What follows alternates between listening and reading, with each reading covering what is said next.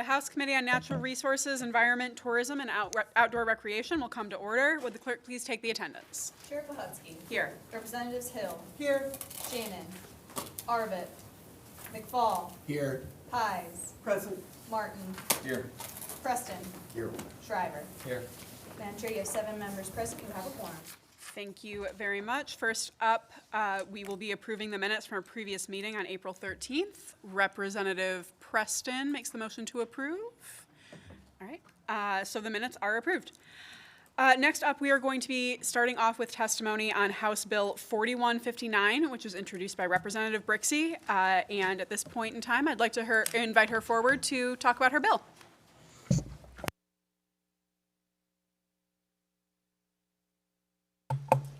Good morning, members of the committee. I'm Representative Julie Brixey, and it is my absolute pleasure and delight to be here before you, asking for you to support designating the black swallowtail as the Michigan official state butterfly. This idea came to me from the dedicated volunteers at the Meridian Garden Club, and I am going to bring the Garden Club folks up here to tell you their reasoning why this is so important. The first speaker is Dr. Jeanette Meyer for the Michigan Garden Clubs.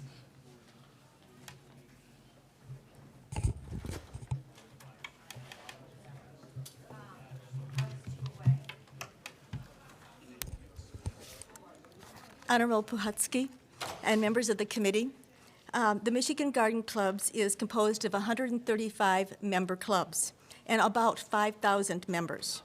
Our mission is to provide love of gardening, floral and landscape design, and environmental responsibility, the latter of which is why we're here today. Along with that, our mission is education not only for our members but for the citizens of Michigan. To that end, we support the Black Swallowtail Bill for the following reasons. The value of the pollinators cannot be overstated. Michigan is a food basket with an incredible variety of crops.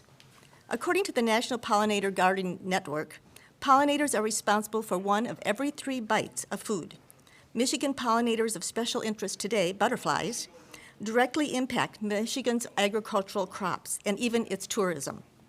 Of great importance is the fact that a preponderance of studies show that pollinators are in worrisome decline. That decline will most certainly affect our 3 major products, apples, blueberries, and cherries. We support a butterfly to represent pollinators as they are non-threatening, loved by all, and represent hope. Michigan Garden Club's hopes for a stable environment for all Michiganders and thus healthy lives. The black swallowtail is a full-time Michigan resident as it overwinters in Michigan as a pupa. The native habitat of the black swallowtail covers the entire state. The black swallowtail is easily seen and identified for 2 reasons. Its size, it's 3 to 4 inches in diameter, so it's easily spotted. Second, it resides at garden level rather than high up in trees like most butterflies. The black swallowtail enjoys sipping nectar from many plants native to Michigan and many plants found in our gardens. The black swallowtail prefers a variety of host plants found throughout our state. Also, butterflies are sensitive indicators to our environmental health. Our environment sorely needs an unbiased indicator of its status. We cannot think of a better representative of this important job than the black swallowtail. In conclusion, Michigan Garden Club strongly believe that the black swallowtail makes an ideal candidate as the state butterfly, as it is non-threatening, loved by all, represents hope for environmentally healthy futures, is ubiquitous throughout our state, and is easily found and identified. It would be wonderful if House Bill 4159, which is a bill that both parties have wrapped their arms around, could be pushed forward to be celebrated during this growing season. Thank you very much. Do any of the members have any questions for Representative Brixey or for Dr. Meyer at this time? Representative Pies? Thank you, Madam Chair. I was wondering why this particular butterfly as opposed to another butterfly that's in Michigan a lot. Basically, for some of the reasons I listed, it is the only butterfly that actually lives throughout our entire state. It also spends its entire lifetime in its state. It never migrates away, like the monarch, for instance. So we think, and it's beautiful. Vice Chair Hill? I'm impressed by the number of young people who are in the room today, and I wondered if the representative might have a few words for us to speak about why she's here. And They'll speak later. oh, they have. Oh, okay. Were there other questions at this point in time? So I've been really pleasantly surprised by the amount of outreach that we've gotten on this bill. It's been really incredible, and I know I'm not the only one. But I did actually, so people very passionate about butterflies and the selection of one to represent our state. And I heard about one that is native primarily to Michigan, because I know that the swallowtail is in other states as well. But why did we choose this one as opposed to I think Mitchell Sater, I don't know if I'm saying that right, but is one that is more native, more exclusively to Michigan. So why did we choose this over something that primarily only resides in Michigan? So one of the main reasons that the Garden Club and the Meridian Garden Club speaker might be covering this as well next, but one of the reasons is that what's the purpose of our state symbols? It's kind of an educational purpose, right? And children have the opportunity in a number of elementary school grades to learn about basic science through doing research. The black swallowtail butterfly is found in all 83 counties. It's very easy for children to identify, to find, and to propagate and help grow. And so that is one of the biggest reasons, is that the abundance of it throughout every county. Some of the other butterflies are endangered, and while they merit consideration and conservation, it's easier as a state symbol for us to do something that all of the kids can find literally in their backyards. Very cool. Thank you. Thank you too. And next up, I believe we have Ms. Susan Leahy from the Meridian Garden Club. If you'd like to come up. And I know we have a ton of people here. We also have other business, so if we can keep comments to about 2 minutes, I'd really appreciate it. Thank you. The floor is yours. Chairman Potuski and members of the Michigan House Committee on Natural Resources, Environment, Tourism, and Outdoor Recreation. Thank you for the opportunity to testify in support of House Bill 4159. My name is Susan Leahy, and I am a member of the Meridian Garden Club. Our members come from Lansing, East Lansing, Hazlet, Okemos, Holt, and surrounding areas. We are a nonprofit, volunteer, nonpartisan organization dedicated to making the world a better place through gardening, garden education, floral design, and civic responsibility. We are the citizen volunteers who create and care for Blue Star Gardens throughout the state of Michigan. We give to our communities through our labor and personal funds. We rarely ask for anything in return. But today, we are asking for your support of House Bill 4159, making the black swallowtail the official state of Michigan butterfly. It is a beautiful butterfly. It can be found throughout the state of Michigan. It overwinters in Michigan as a pupa, which makes it a full-time Michigan resident and an excellent choice for school children to study. It is an appreciated pollinator that contributes to the success of Michigan's prized fruit crops. Fresh fruits and vegetables are an essential to a healthy diet for children and adults. Did you know that every other state in the country already has a state butterfly, state insect, or both? Michigan does not. We think that Michigan should join those states that celebrate the significance of butterflies by passing House Bill 4159.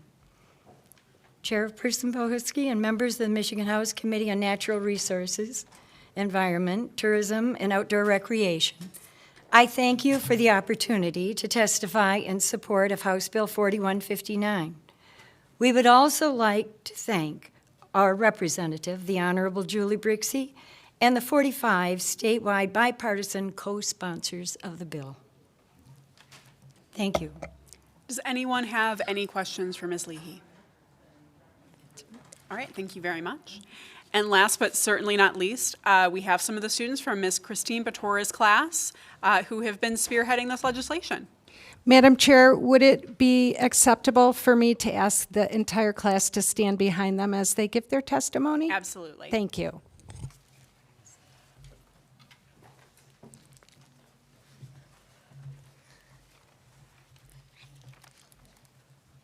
Thank you all for being here today before the committee, and by all means, the floor is yours.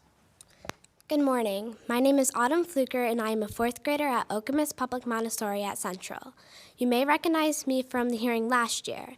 I was a third grader then and still ready to pursue Michigan, identifying the black swallowtail as the state butterfly. 48 other states have state butterflies, but we don't. Only Iowa doesn't. Don't let us be last.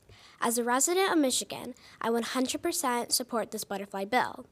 We deserve a state butterfly. We aren't just going to choose a random one, but a nice one that lives its entire life in Michigan. This makes the black swallowtail the best choice. This butterfly lives its whole life here and toughs out winter by creating a pupa and taking a nice long nap until spring comes around. Michigan is one of the top agricultural states in the USA, and the black swallowtail butterfly contributes to thriving ecosystems and are great pollinators.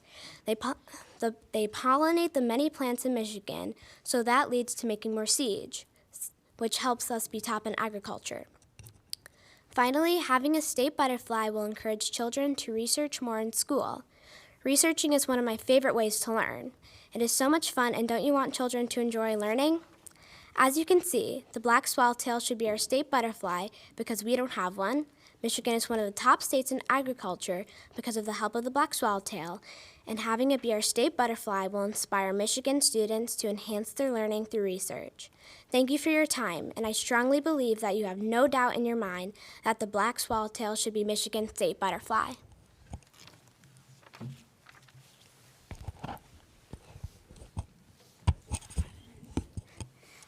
Dear Representative House Floor Speaker, my name is Christian Doxey, and I'm a fourth grader at Okemos Public Montessori at Central. You may recognize me as one of the students present last year to support this bill. We are here again to support my classmates, the Meridian Township Garden Club, and Representative Brixey with naming the black swallowtail as our state butterfly. My newly found passion for butterflies was sparked from this bill and our studies in our classroom last year. We have learned a lot about the black swallowtail in the past 2 years. This endeavor also helped me better understand the three branches of government, what a bill is, and how people can impact change by working together on a common goal. Though I am 9 years old, I am representing many students in Michigan. I'm representing the children across the state who learned about state symbols in third grade. Last year I learned that we did not have a state butterfly. That inspired me and 28 of my classmates to make a difference. I really enjoyed learning about this butterfly. My favorite reason for it to be our state butterfly is that it stays in Michigan all year. We are better students because of this butterfly experience. Now we have 120 students in our school rallying together for this butterfly. I am using my voice to represent 120 fellow Michiganders.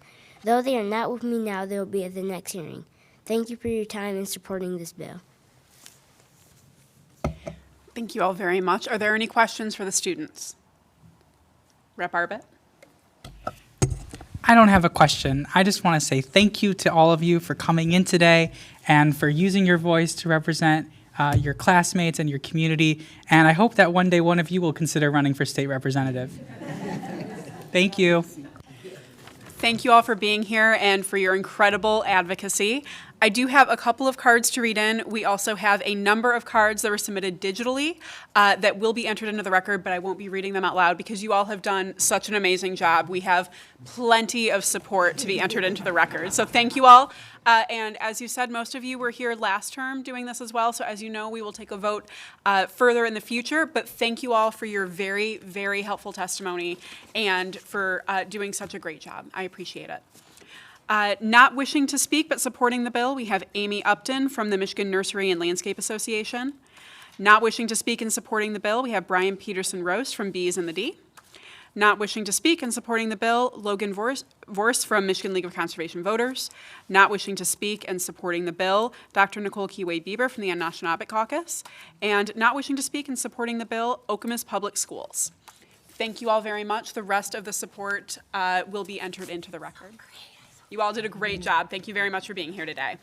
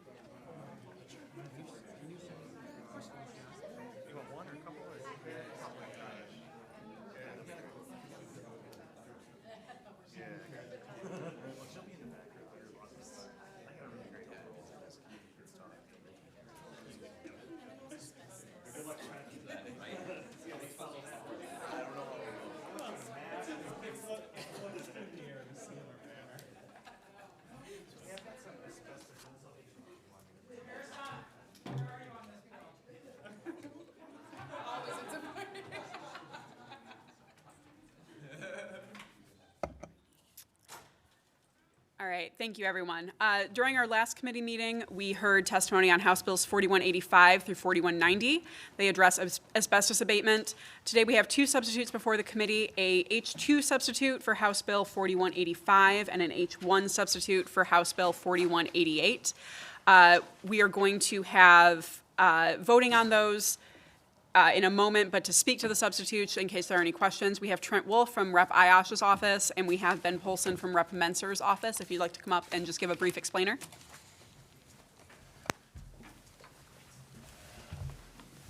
Good morning. Good morning, Madam Chairwoman. It's going to be hard to top that testimony here, but thank you, committee members and Madam Chair, for taking up House Bills 4185 through 4190 today.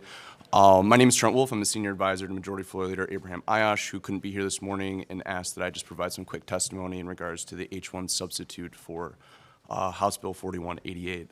The proposed H1 substitute provides for 4 simple changes to the bill that just clarifies some of the language. In subsection 2, we inserted the term original on page 1, line 7, to clarify that the department shall calculate the percentage of completed inspection rates based upon the original notice of intent, not any future potential modification notices. This also aligns House Bill 4188 with the language in House Bill 4187, which relates to the department's report, which refers to the original notices of intent. In subsection 2, we also added the term at least on page 1, line 5, to clarify that the percentages of completed inspections required of the department be the minimum and allow the department to conduct higher percentages of inspections if that's necessary or needed. And then in subsection 3, we included a requirement that the notification and modification fees will be paid through an online payment system set up by the department. This ensures that the feasibility of the program or the modification fees and the implementation and allows the department to more easily manage the fees throughout the course of the program. And then lastly, we included a new subsection 4 to define the term asbestos abatement contractor by reference to the Asbestos Abatement Contractors Licensing Act. I'm glad I just have to follow Trent. Yeah, so for the substitute to House Bill 4185, Rep. Menser just asked me to come by and explain the substitute there. Sorry she couldn't be here. But the substitute just corrects a drafting error. The error could alter MIOSHA's ability to engage in enforcement proceedings in civil court by seeking a writ of mandamus, circuit court, sorry. It does this by putting the term public employer back in on section 35, subsection 9. That term is in the current statute. It was just mistakenly omitted when we went in to update the language of that section. Thank you both. Are there any questions about the substitutes at this time? We also have Travis from Eagle here if there's any clarification that perhaps Trent or Ben should not answer. Any questions? All right, thank you both. I appreciate it. Before we vote on adopting the two substitutes, Minority Vice Chair Martin has an amendment to, oh, never mind, I'm sorry. We are going to do the subs first, so my mistake. Okay, so I will first take up a motion to adopt the H1 substitute for House Bill 4188. Vice Chair Hill makes the motion. Clerk, will you please call the vote? On adopting the substitute, Chair Putsky. Yes. Representatives Hill. Yes. Shannon. Yes. Arbit. Yes. McFall. Yes. Pies. Yes. Martin. Yes. Preston. Yes. Shriver. Yes. Madam Chair, you have 9 yeas, 0 nays, 0 passes. Substitute H1 is adopted. Thank you, Madam Clerk. Next up, I will take a motion to adopt the H2 substitute for House Bill 4185. Representative Arbit makes the motion. Madam Clerk, please call the vote. On adopting the substitute, Chair Putsky. Yes. Representatives Hill. Yes. Shannon. Yes. Arbit. Yes. McFall. Yes. Pies. Yes. Martin. Yes. Preston. Yes. Shriver. Yes. Madam Chair, you have 9 yeas, 0 nays, 0 passes. The substitute is adopted. Thank you very much. Now we will discuss the H1 substitute that Minority Vice Chair Martin has put forward. Would you like to speak to the amendment? Madam Chair, just going along with past precedents, the general fund took care of that instead of putting it another fee on local government, and I just want that inserted again. Especially since their budget outlay is so large, it should be absorbed. Thank you very much. And I assume that you are moving your amendment. Great. Thank you, Madam Chair. I move my amendment. Madam Clerk, if you call the vote. On the motion to amend, Chair Putsky. No. Representatives Hill. No. Shannon. No. Arbit. No. McFall. No. Pies. No. Martin. Yes. Preston. Yes. Shriver. Yes. Madam Chair, you have 3 yeas, 6 nays, 0 passes. The amendment is not adopted. Okay. Thank you very much. Before we actually vote on the bills, I do have some cards to read in.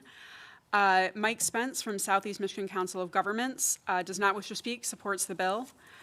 Also not wishing to speak, but supporting the bill package as Harrisana Richards from the Michigan Municipal League. Not wishing to speak and supporting the bill, Travis Boswell of Eagle. Not wishing to speak and supporting the bills, Horst Schmidt from the Upper Peninsula Environmental Coalition. Okay, so there being no further amendments, I will take a motion to report House Bill 4185 as sub H2 with recommendation made by Representative McFall. Madam Clerk, please call the vote. On the motion to adopt, Chair Putsky. Yes. Representatives Hill. Yes. Shannon. Yes. Arbit. Yes. McFall. Yes. Pies. Yes. Martin. Yes. Preston. Yes. Shriver. Yes. Madam Chair, you have 9 yeas, 0 nays, 0 passes. House Bill 4185 is reported with recommendation as substituted. Thank you, Madam Clerk. Next up, I'll take a motion to report House Bill 4186 with recommendation. Motion made by Representative Pies. Madam Clerk, please call the vote. On the motion to adopt, Chair Putsky. Yes. Representatives Hill. Yes. Shannon. Yes. Arbit. Yes. McFall. Yes. Pies. Yes. Martin. Yes. Preston. Yes. Shriver. No. Madam Chair, you have 8 yeas, 1 nay, 0 passes. House Bill 4186 is reported with recommendation. Thank you. I will take a motion to report House Bill 4187 with recommendation. Motion made by Representative Arbit. Madam Clerk, please call the vote.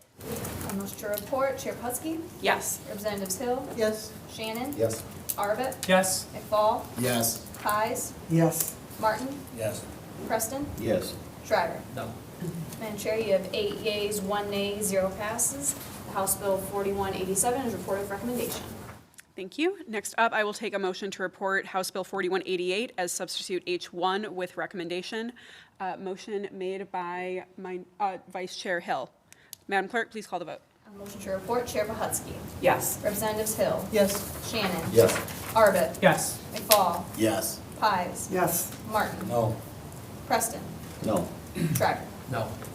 Madam Chair, you have 6 yeas, 3 nays, 0 passes. House Bill 4188 is reported with recommendation as substitute H1. Thank you. I will now take a motion to report House Bill 4189 with recommendation. Motion made by Representative McFall. Madam Clerk, please take the call the vote. On motion to report, Chair Putsky. Yes. Representatives Hill. Yes. Shannon. Yes. Arbit. Yes. McFall. Yes. Pies. Yes. Martin. Yes. Preston. Yes. Shriver. No. Madam Chair, you have 8 yeas, 1 nay, 0 passes. House Bill 4189 is reported with recommendation. Thank you, Madam Clerk. Finally, I will take a motion to report House Bill 4190 with recommendation. Motion made by Representative Pies. Madam Clerk, please call the vote. On the motion to report, Chair Putsky. Yes. Representatives Hill. Yes. Shannon. Yes. Arvid. Yes. McFall. Yes. Pies. Yes. Martin. Yes. Preston. Yes. Shriver. Yes. Madam Chair, you have 9 yeas, 0 nays, 0 passes. House Bill 4190 is reported with recommendation. Thank you very much, Madam Clerk. Okay, last but certainly not least, we have some presentations from some folks in the timber industry. We have a couple different groups that are going to be presenting, so members, I'm going to ask that we hold our questions until all three groups have finished their presentations, just to make sure we have enough time for all of those questions. So if we can keep the presentations tight to about 5 to 10 minutes, I would appreciate it.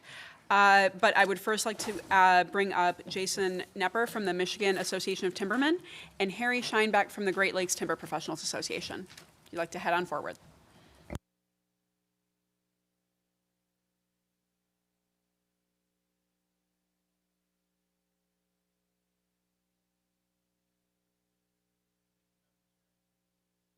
Committee members.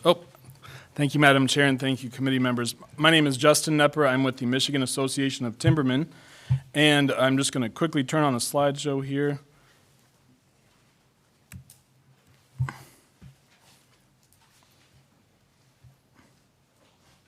Actually, I'll just run it just like this. This is Denny Olson from the Great Lakes Timber Professionals Association as well, and I just wanted to say really quickly from the committee, the Butterfly Committee, it was very interesting to hear a few key words. One is that we are a hub of agriculture. Two is that we are, the food basket, and also in the forest products industry, we are also considered, we call it the timber basket. And we are also, what I thought was really interesting is watching all those students. Many of the men and women behind me were one-time little boys and girls chasing butterflies, growing up in the woods in Michigan and around our country, and it was warming to my heart and kind of reminded me of being a little boy. Thank you for helping me. So really quickly, this slide here shows many of the groups that were going to come or are here in attendance. We are teamed up just to help represent the forest products industry across Michigan. I wanted to just quickly give you an overview of the Michigan Association of Timbermen.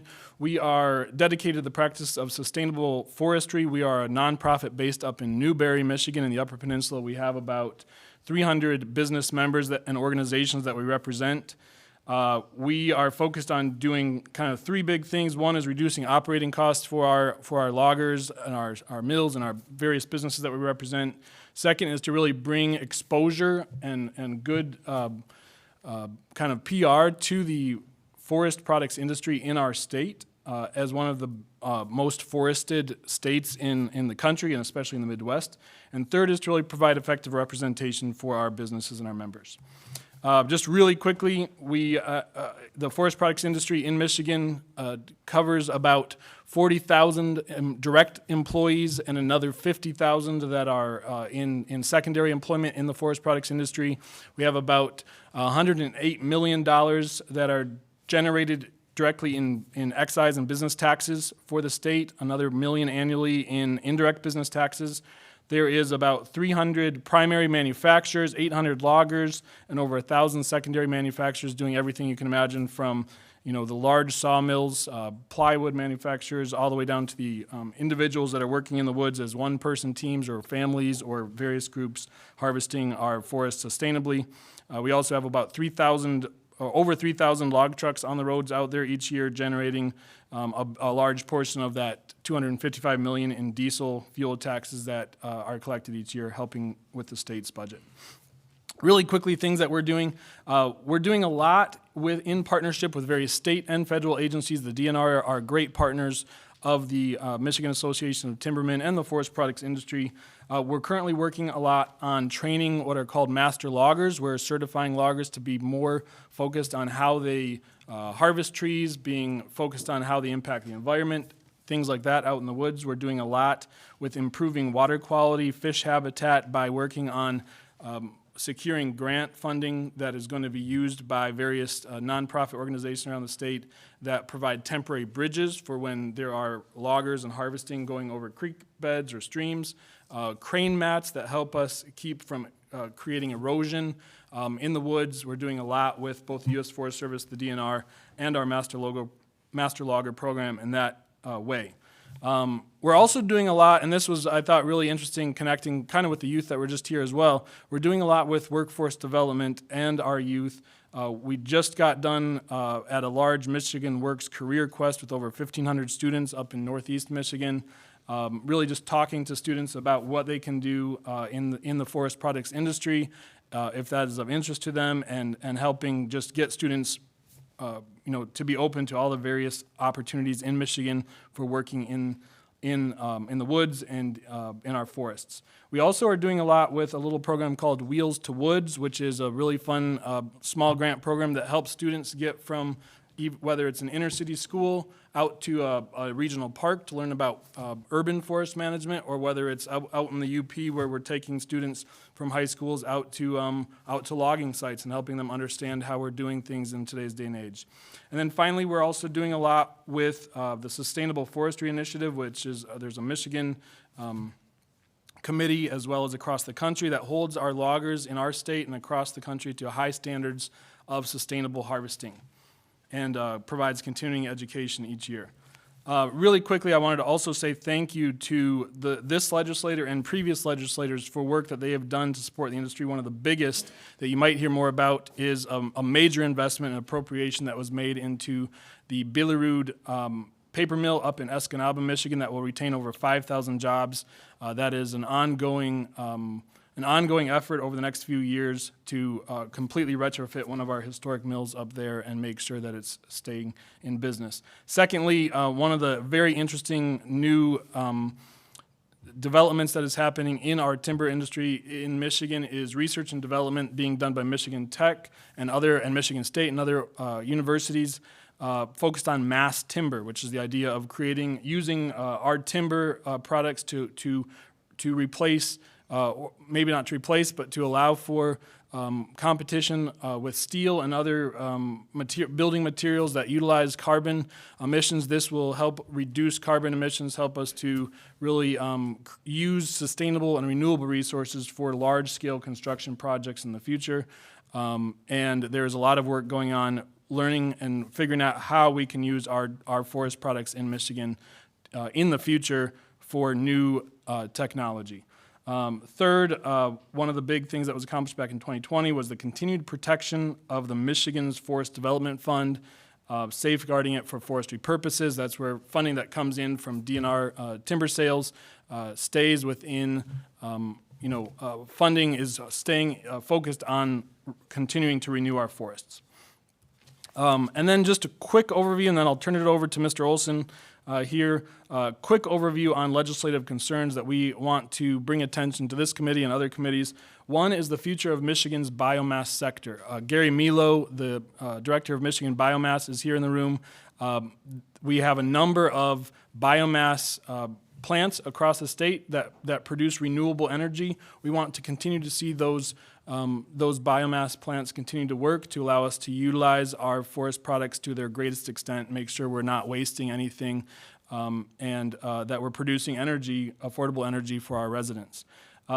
Second, and this is just mostly not something that maybe can be handled on the state level, but just to shed light a little bit, one of our challenges that we are always facing is how to work with our various counties across the state. Each county, of course, has their own ways of handling things with their road commissions that sometimes make it difficult as people are transporting goods, transporting logs and timber across county lines, looking at permitting and seasonality issues and things like that. That's always something that we're working on. And then thirdly, this is something that I just wanted to, again, put in people's minds, is to continue to make sure, I believe ever since COVID, there's been some extra challenges for the DNR and other agencies that replant trees, where in certain parts of the state they may not have had the staffing or the budgets to continue to replant trees as much as they'd like, and so we'd like to make sure that the DNR is continuing to receive that support. That's all I have. I appreciate it, and I will turn it over to Mr. Olson. Well, good morning. And I'm Denny Olson. I wish that I would have had the opportunity, and maybe I'd be wearing a bow tie today. That young man that spoke to you, I mean, I was sitting back there and envious of how great our youth is. And that's why the Great Lakes Timber Professionals is so important. And we were formed in 1940 under the Michigan-Wisconsin timber producers, and I think all of you are well aware of mergers. And about 15 years ago, we came up with this name with merging some of our great team that helps manage the timber industry. And that's how we got here so far. And you will see that we're a nonprofit 501c6, and we're a two-state organization with over 1,000 members, and we represent over 14,000 employees. That's how important this association is, to represent the loggers and truckers and landowners and mill owners and men and women in the sportsmen's and road commissions and school districts. I've been told you never ask a question without knowing the answer. And so I'm gonna ask a question. Who doesn't like trees? Christmas tree, let's just bring that one up. We're already looking. And Michigan Association of Timbermen and the Great Lakes Timber Professionals, we're getting real close to the 40th tree that we've delivered and put on the front lawn of the Capitol. And we're proud of that. And that's why we need your help. So some of you probably have heard that we're looking for this tree. This is a 12-month out of the year, we're looking for trees. So if you have any suggestions, and we'll come and look at them. But we're looking forward to the end of October, harvesting another tree to bring to Lansing. So, and when we manage trees, our great team, we manage them so we will never, ever run out of trees. You hear a lot of people talk about how we're slaughtering the forest and all that. There's a reason for every tree that's cut and every tree that comes back with regeneration and every tree that's planted. And we take pride in that. And that's why I'm so happy to be part of this great team of managing timber. Most of you, I should say, that's wrong. All of you should be receiving our monthly magazine from the Great Lakes Timber Professionals. And if you have any questions, you can get a hold of us. Our information is in there. And communication, that's why I'm here this morning. That's why our team, the group that represents the timber industry, the forest, and but we need your help. There's going to be issues that we're going to bring here in the future. We don't have any bills right now this morning, per se, but we will be here because we're going to need every one of you to help us manage our great forest. And if you look at this slide here, you'll see that how the land is broke up with different ownership. You see 55% of Michigan is forested. I would say that's a pretty big job when you think of how big Michigan is. And So please, get involved with us. We want to be involved with you. That's why we're here this morning. And you'll see some of our policies and priorities, and I believe they're in the handout. You can go with and check them out, and we will be glad to work with you on them. One of our biggest issues, and Justin brought up the Billerud, $200 million. Well, another big part of that is how do we get this renewable resource to these mills without funding our local and county road systems? We have to be able to get that product to the mills. That's crucial. And our county road systems are in tough shape. How the road commissions keep going, I can't figure it out. And it's crucial that the funds get to where they gotta get. And we know how important that project is in Escanaba with Billerud. But we gotta get the timber transported there. So I'm sure you're gonna be hearing more on the county road funding. We need adequate funding for that. So, bridging the gap. And this is what forest managers do best, providing products for daily life and connecting a managed forest to managed climate. Thank you very much for listening to me this morning. Thank you very much. And if you wouldn't mind hanging around in case we have any questions at the end, I'd very much appreciate it. Thank you. Next up, we have Todd Siegert, Bill O'Brien, and Eric Steer representing the Michigan Forest Products Council.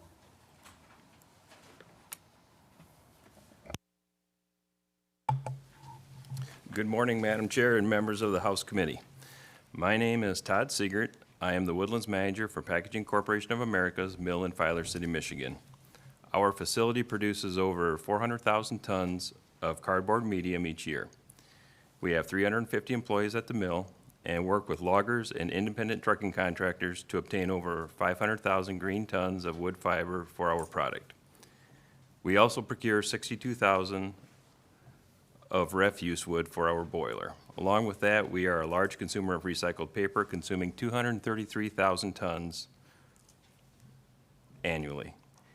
In total, our mill has an economic impact of over $1 million a day for our community.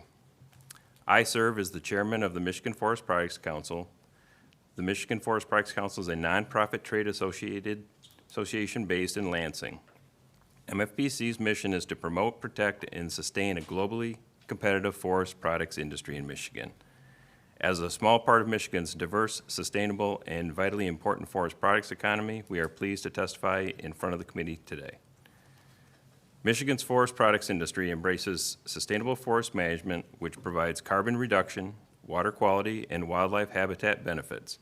With over half of Michigan's landscapes covered in diverse forest types, our forests are comprised of 20 million acres of naturally regenerating hardwoods and replanted softwoods. Michigan's forest economy contributes over $22 billion annually and supports 90,000 jobs. Forestry and logging jobs have increased by 18% since 1998. Wood products and paper manufacturing employment have increased by 20.6% and 3.7% respectively.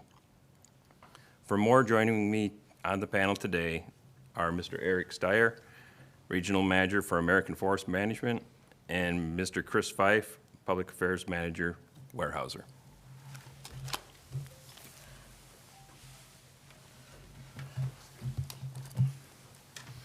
Thanks, Todd.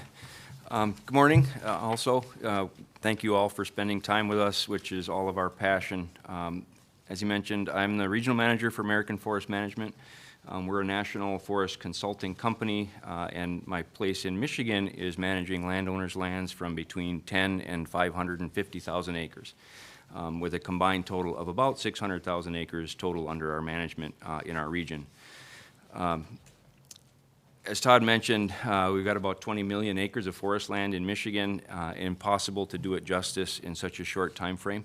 I'd be more than willing and happy to meet with anyone at any time to talk about what we view as our passion. With the acres that he mentioned, that puts Michigan 5th in the country in forest land acres. They're broken down into the 5 categories that I won't spend time talking about. Mr. Olson broke down the categories: state, federal, private lands.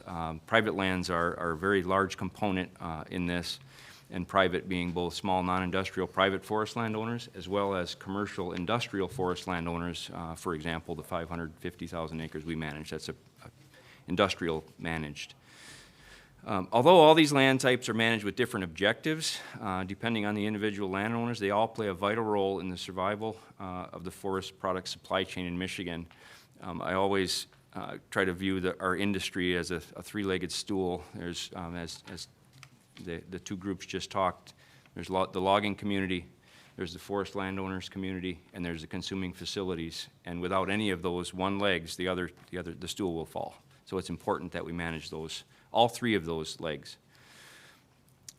State lands, most industrial forests, and even some of the small private forest landowners all have their lands certified under either the Sustainable Forestry Initiative, which was already mentioned, or also the Forest Stewardship Council third-party certification, which people don't know what some of that is. We annually are required to go through an audit with a third-party independent contractor comes in and evaluates our process to ensure we're taking good care of the resources in total, not just the timber, but making sure that we're doing a good job for the environment overall. 2 things that are very important to our industry in many ways is we've got 2 programs in the state, the Commercial Forest Act, or CFA, and the Qualified Forest Program, or QF. Both offer reductions in property tax burden to the landowners. In return, these programs, you're required to have a management plan, forest management plan, which is a pretty involved process to make sure you're managing the resource in many ways.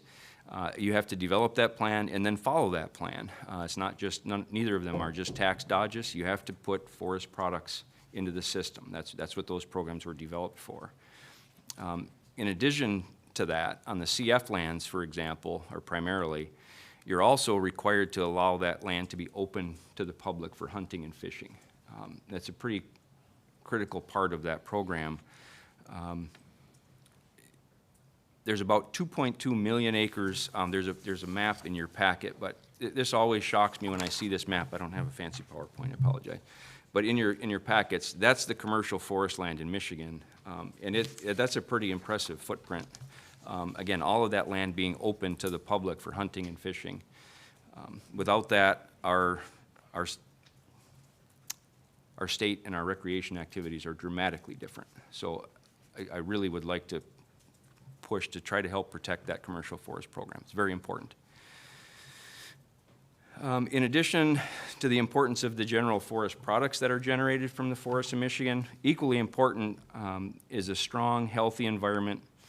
Clean and healthy water is important to all of our ecosystems, which it almost goes without saying, but it's so important. We have to continue to say it. Without clean water, we also lose our identity as quite a state. With the 5 Great Lakes on our borders, we need to continue to manage healthy water.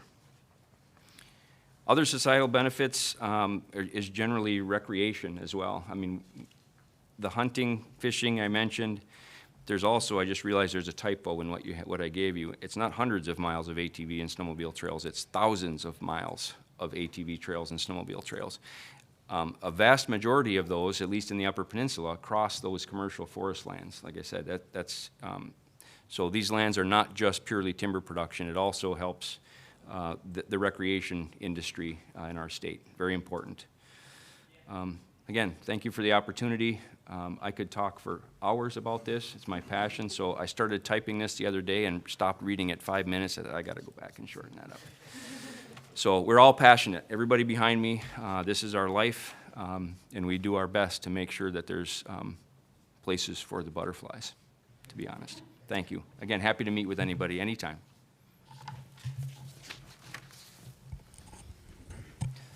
Chair Pahusky and distinguished members of the committee, I just want to add my thanks for giving us time to speak with you today about the forest products industry in the state. My name is Chris Fife. I'm the Public Affairs Manager for Weyerhaeuser.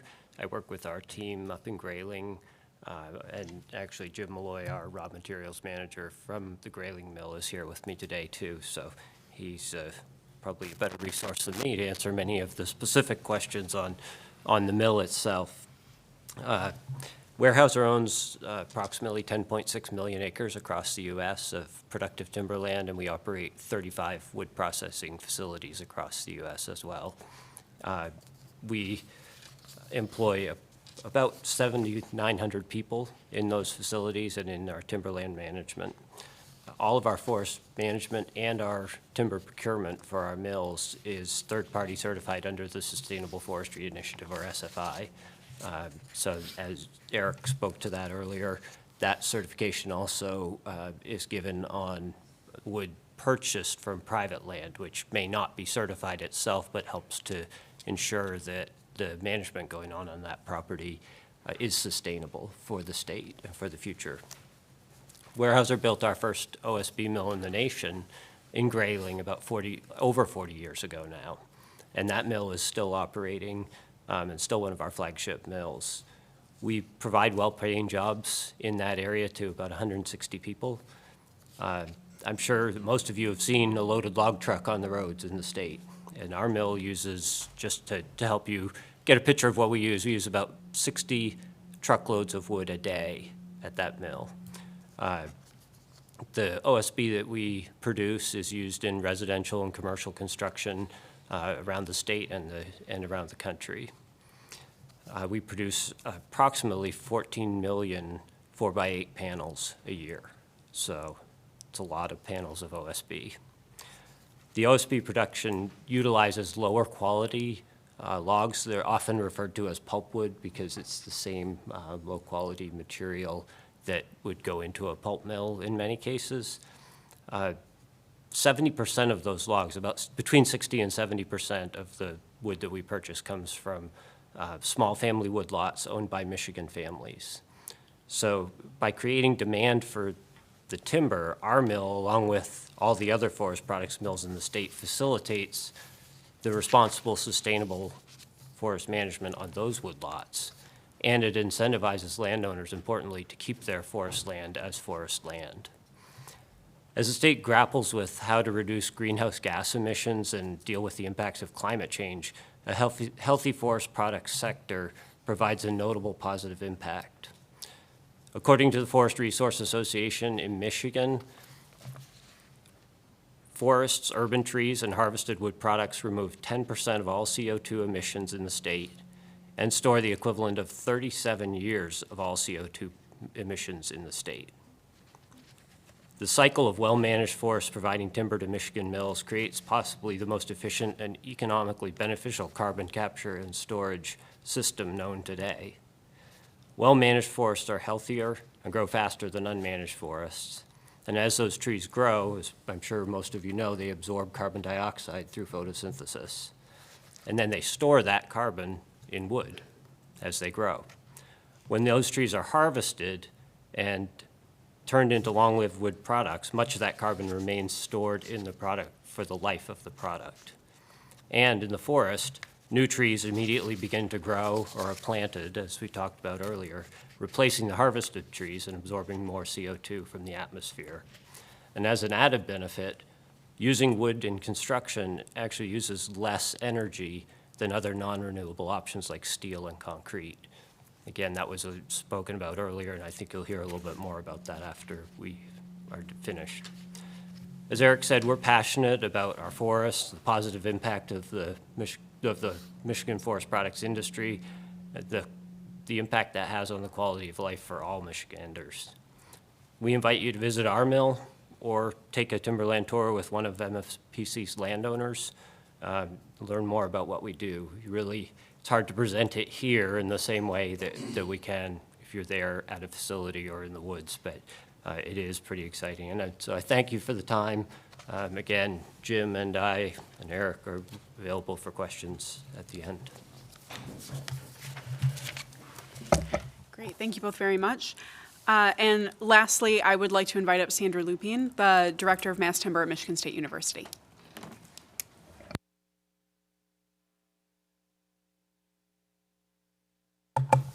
Thank you. We're going to get some slides here, but while we're doing that, I'll just say good morning, Chair Pohutsky, Vice Chairs Hill and Martin, and committee members. I am Sandra Lupien, and I have the great joy and honor of leading a program called Mass Timber at MSU at Michigan State University. So I'm going to talk to you about a little bit more about what Mass Timber is, why we're so excited about it, and some of the things we're doing to advance it in Michigan, and some of the ideas that we might have for legislation and policymakers in Michigan. So first of all, my colleagues have done a great job of setting up mass timber, but I still think sometimes it's really important to level set and provide the definition.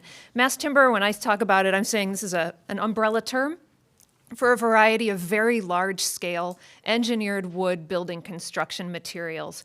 They're almost always made from layers of dimensional lumber configured in various ways for different structural and applications. There's adhesive typically between the layers, and then they're pressed in a hydraulic press to remove an enormous volume of air that you can't even imagine unless you see it manufactured. And this makes something that's really, really tight, really, really solid, and really, really strong. We can use these materials in combination with materials like steel and concrete. We can use them on their own, and I'll tell you why we're so excited about using them momentarily. First, I want to just flag that Michigan State University, and some of you I know have been on tours of that building with me, has the first, one of the first, and certainly the most prominent mass timber building in Michigan. It's the biggest one. It uses both glue laminated timber and cross laminated timber, the two most popular types of mass timber.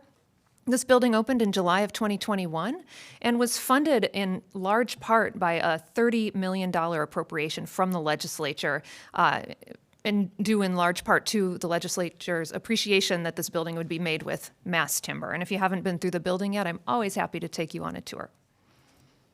Yep. So Mass Timber at MSU, what is this program? It's a collaboration across the Michigan State University Department of Forestry, the School of Planning, Design, and Construction, and the MSU Extension. These are all under the umbrella of the College of Agriculture and Natural Resources. And we operate in close collaboration and partnership and with funding support from Michigan Department of Natural Resources and the Department of Agriculture and Rural Development. Our high-level goals are to advance mass timber construction in Michigan, so get more mass timber in buildings, and also to realize mass timber manufacture here in Michigan using Michigan wood and Michigan labor to make these amazing building construction materials. Why do we care? We're excited about mass timber for a variety of reasons. First, on the building construction side, mass timber is a high-performance building material, again, that we can use in similar ways that we use steel and concrete. Mass timber materials are prefabricated, and what I mean by that is that they arrive on your building site like a kit of parts, and they tend to go up more quickly than other types of building systems. So imagine building a really large building and having it go up like Lincoln logs or an erector set.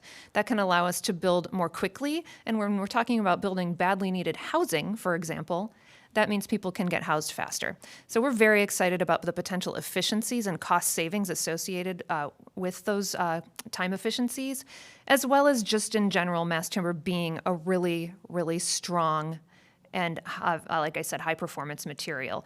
It's also highly fire resistant, which perhaps is counterintuitive, and I'm happy to go into why that is, but imagine the difference between putting an unsplit log in your campfire and having it char and put the fire out.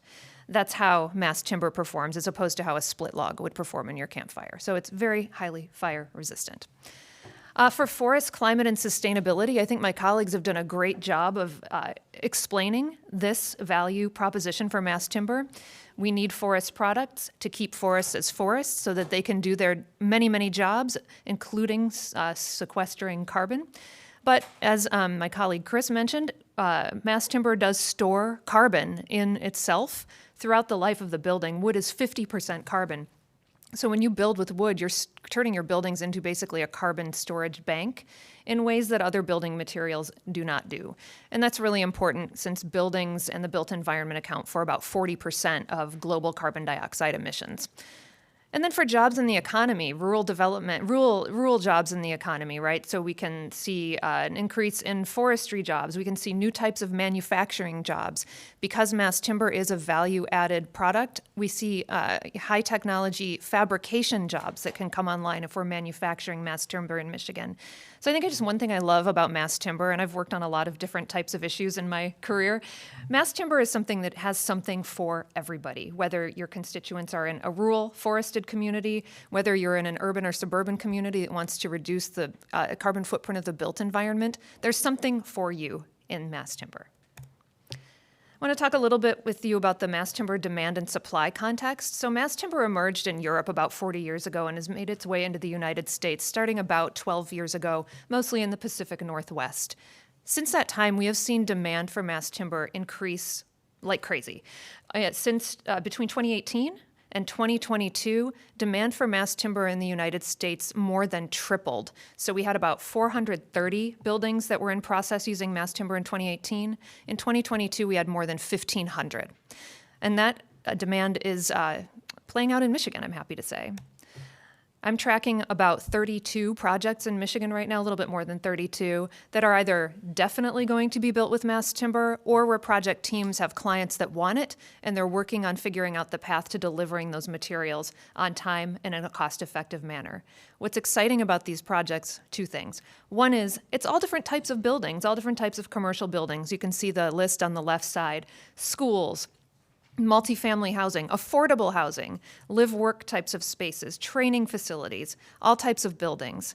But even more exciting to me about the demand and how it's playing out is it's all over the state in all types of communities. I had expected maybe when I took on this role in 2021 to see the most of the demand in places like Ann Arbor or Detroit. Not true. It's everywhere. We've got 3 buildings in the UP. We've got a project in Muskegon that's building 3 buildings out of mass timber on one site. We've got projects, in West Michigan in Kalamazoo, and of course Ann Arbor, Detroit, and then that Newberry building that the Department of Natural Resources is building in the UP. So all over the place. Mass timber manufacture. So nobody's making it yet in Michigan, but we're really working hard on attracting someone or inspiring someone to do that. Mass timber products currently certified for use in North America are all made of softwood species, so like spruce pine fir, Douglas fir, southern yellow pine. Michigan's forest mix is about 30% softwoods and about 70% hardwoods. That's okay. We can start manufacturing mass timber using softwoods from Michigan right now. But we can also look to the future and manufacture mass timber products using hardwoods. The certification body that says which species can be used in mass timber is planning to incorporate hardwood species in the coming year.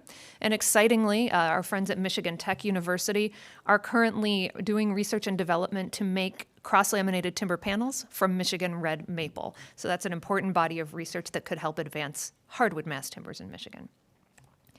This is where mass timber is currently manufactured in North America. Just want you to see that. We do have a hole here in Michigan and across the Midwest, really. But we are very eager to fill that gap here in Michigan. And here are some of the things that we're doing to help with that. So our program, Mass Timber at MSU, we have a couple of different areas of work. One is kind of under the umbrella of outreach and engagement. That's kind of my happy place. And we're really working to expand mass timber knowledge in Michigan. We use our STEM teaching and learning facility as a learning laboratory. We have brought more than 1,000 people through that building since it opened specifically to look at the mass timber and talk about mass timber.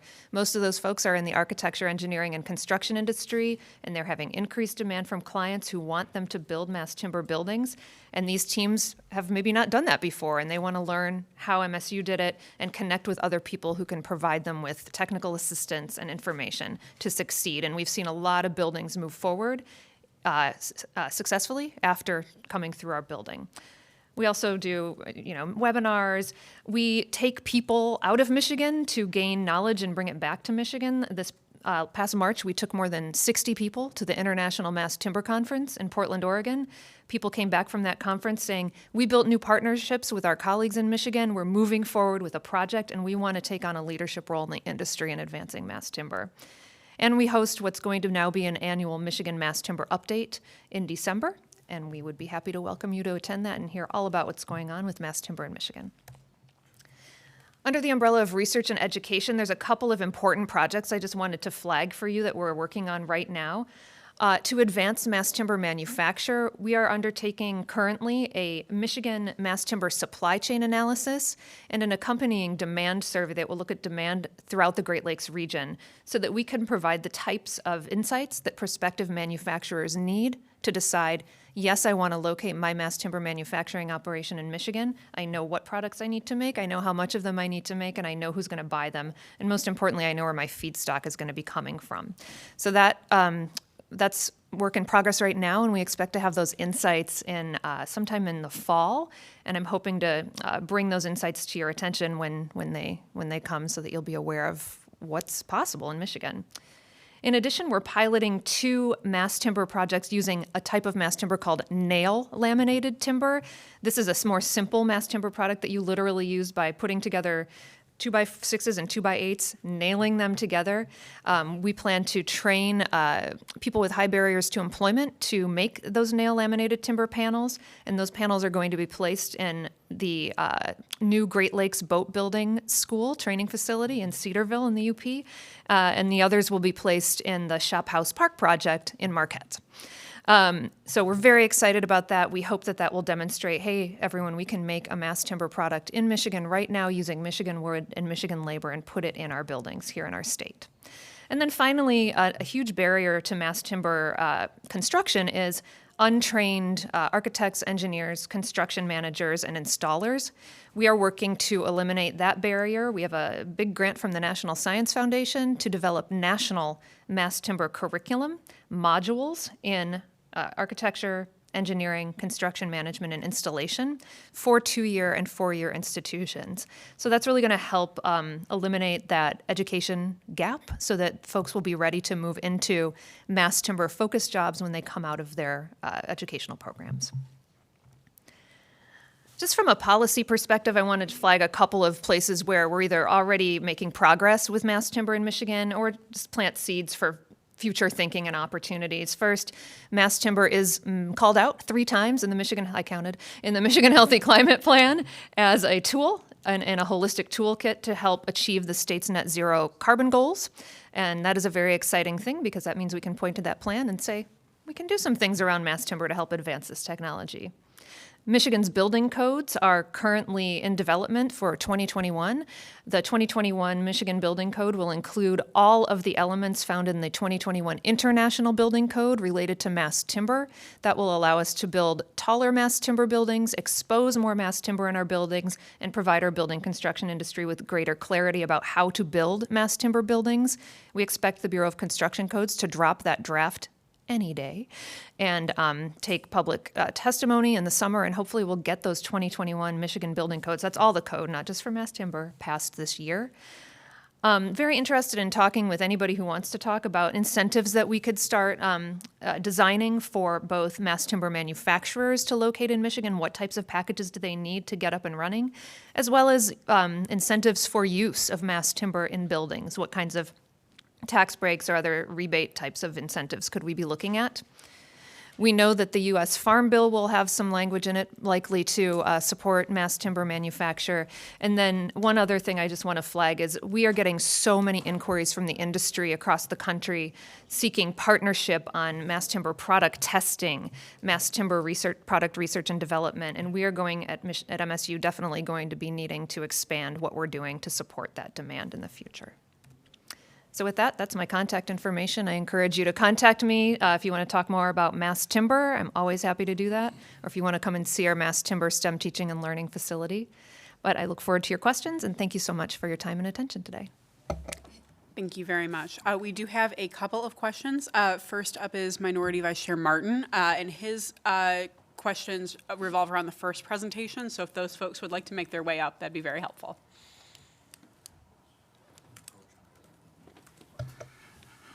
Thank you, Madam Chair. First of all, do any of our timber professionals have a chainsaw to take care of the back of this chair here? We just heard about mass timber and construction. Is there something other benefit for the urban areas? You know, we got all this, you know, the paper mill and the lumbering itself up in the UP in northern Michigan. What benefit does the whole industry have for the large city and urban areas in lower Michigan?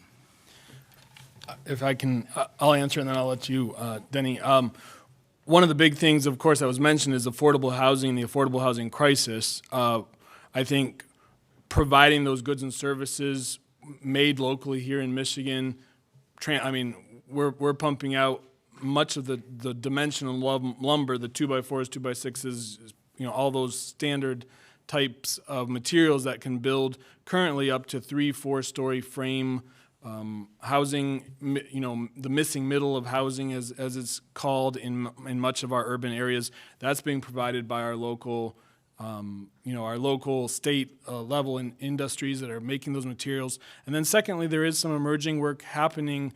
I just was in a meeting recently with a group, I believe it's called the Urban Timber Association or something along those lines, where they're working on really figuring out how to help municipalities and cities perhaps turn their urban trees that might be dying or diseased or things like that into products that, or into saleable products that could result in local makers and local businesses utilizing those products. It's a little bit tougher, you know, to economies of scale to just use single trees or a handful of trees, but there is some work in that area. And then, There's so many different uses. And as you're making one product, say it's mass timber, say it's lumber, say it's paper, all the spin-off products that come from that are helping every one of us here, and we're using the full tree. Nothing's going to waste. Can't afford it. And it's also creating jobs. And it's creating so many jobs. When you brushed your teeth this morning, part of that toothpaste came from a tree. This pencil here that these kids use in school, paper, all of these things are helping every one of us in here that started with a tree. What God has blessed us with, this renewable resource. Let's use it wisely so we don't lose it. Great, thank you. That is our goal from the timber industry family. Great examples. Thank you. We do have one more question that I want us to get to before we have to adjourn to get back across the street from Representative McFall. I think this question is for you as well. You had mentioned, thank you. You had mentioned in on the workforce development a program called Wheels to Woods. How can I get more information on that? Sure. Actually, Mike Smolligan, he works in connection with the DNR. He's in the room here. He helps with that program. It's a pretty neat little program, and I believe there might be a website on it as well, so we can get you some information before we leave. Okay, that would be great. Just because, my district is inner ring, older inner ring suburbs, and parts of Detroit and Highland Park. So I would love to learn more about that program. Thank you. Thank you. And for real, last question is Representative Preston. Thank you so much. I have two quick questions. Boilerplate was inserted this year into the DNR budget that allows the department to expend money to pay vendor costs associated with administering the sale of carbon offset credits. Does your association support carbon credits being sold from state-owned lands? And if so, do you see that as a positive or a negative for Michigan's timber industry? From the Michigan Association of Timbermen's standpoint, I believe one of the biggest challenges will be how to balance the need for a continued harvesting of timber with the with the carbon offset credits potentially allowing for or necessitating longer periods of time or encouraging people and organizations to wait on their harvesting. But I think I would probably want to refer that question to someone else in the room if there might be a different person here that could answer it better. I'm still just learning about the carbon offset credits myself. I do think there is a lot of ways that it will mesh together in a positive way if we can, continue to bring the folks that are kind of working on the carbon offset credits and the timber industry into the same room and get conversations going in those areas. And I have one more question. No, actually, we've got to go. So I appreciate everyone's enthusiasm, but everyone gave out their contact information. If anyone missed anyone's contact information, please reach out to my office. We can make sure that everything is available to everyone for further questions. But having no absent members to excuse and no further business before the committee, thank you everyone for bearing with us and for a really great informative hearing. And the committee will stand adjourned.